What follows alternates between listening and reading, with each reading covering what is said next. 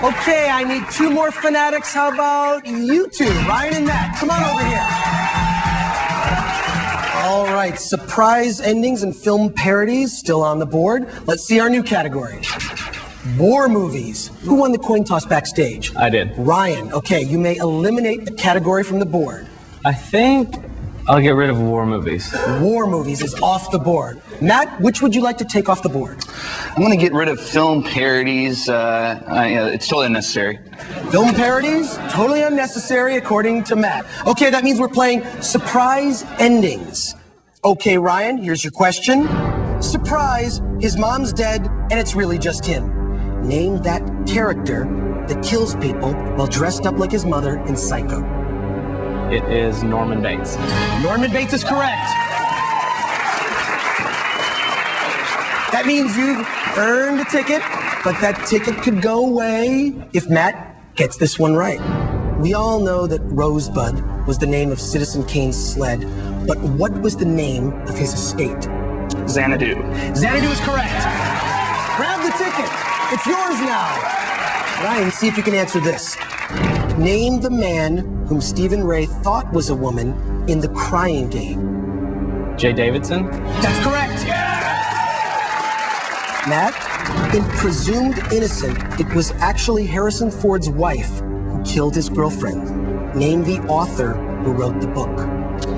Ooh, that is a tough one. I can barely even think of any authors' names right now.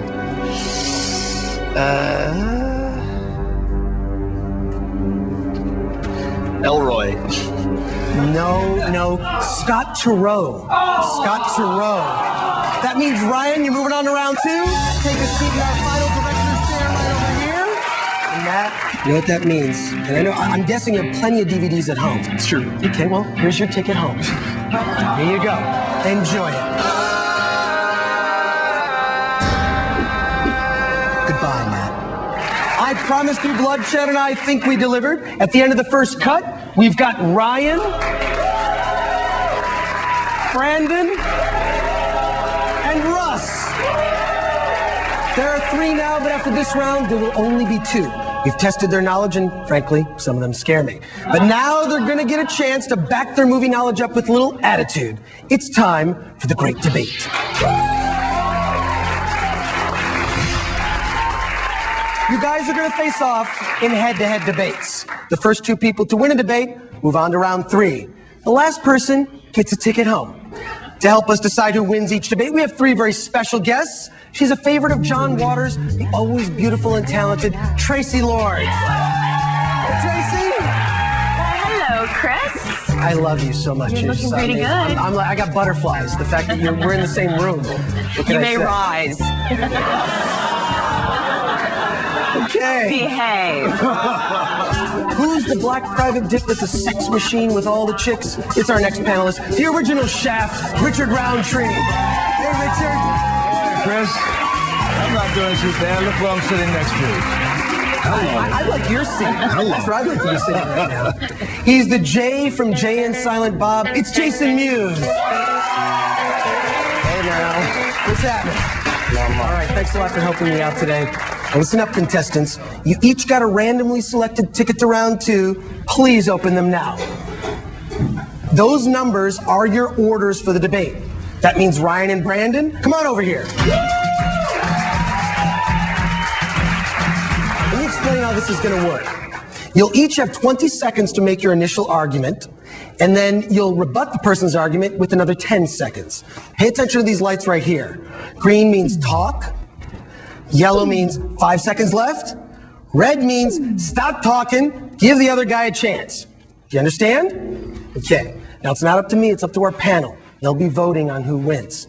Before the show, we found out that Ryan, you think director Michael Bay is much underappreciated. Okay? Whereas Brandon thinks Michael Bay's a hack. Okay, Ryan, you've got 20 seconds to make your initial argument. Start now.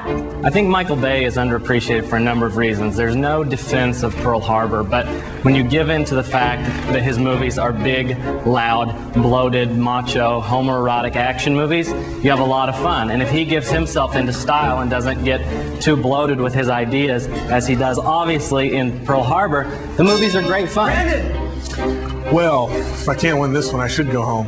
Michael Bay is just about the worst director there is. Everyone likes to have a good time. Everyone likes to see a loud spectacle, but the man does it badly. He can't sustain a shot for more than 5 seconds. He thinks it takes 32 cuts to have 2 people talk. Brian De Palma walked out on Pearl Harbor for his lack of... Stop, time. You've got another 10 seconds to rebut. Remember, everything is on the line. Ryan, you're up next. Begin rebutting now. The guy obviously... Oh, I'm sorry, can we start over? Clock's ticking. Keep going. The guy can obviously shoot. The way he puts shots together is on par at times with John Woo or Paul Verhoeven. Brandon? Totally disagree. He wants to eliminate choices. He shoots things 50 different ways, and rather than make one choice, he puts it all in. He says, why should I choose? And we lose out in the end. Okay, time's up, guys. Time's up, guys. It's a good argument. It's a good debate. It's not up to me. It's up to our panel. Tracy Lords, who do you think won this debate? How do you vote? Well, I personally like Michael Bay, but I think I'm going to have to go with Brandon because Brandon's answers were witty and amused me. Brandon! All right, you've got 1 vote. Takes 2 to win. Ryan, to stay in it, you've got to win the next 2. Richard Roundtree. In thinking about it, I think actually Brandon had the most succinct answers in his rebuttals and his critique. I have to go with Brandon. Brandon! That means you're moving on to round 3. Great job. Okay, and just for curiosity's sake, Jason, how would you vote it? So my vote really doesn't count, but you just want to know? Yeah. I was going to go with Brandon also. A clean sweep.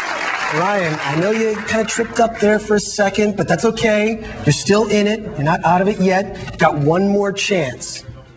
So really, get into it. Okay. Okay. Hey, Russ, come on over here. Now, before the show, we interviewed each of you, and we found out that Russ can't stand Tom Cruise. Thinks he's way, way overrated. Whereas Ryan thinks that Tom Cruise is underappreciated. Okay, you'll each have 20 seconds to make your initial argument. Ryan, you're up first. You ready? Yep. Go now.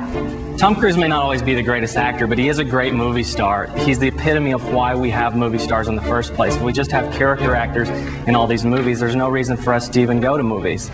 And he has consistently gone out of his way to work with the best directors in the world, whether it's Kubrick or Scorsese or Michael Mann or Neil Jordan. And when he does show range, like Russ! 4th of July... Created my case for me, Ryan, because you said he's a movie star, not an actor. You're absolutely right. He's all wink and a smile, plain and simple. He's the older version of Ben Affleck.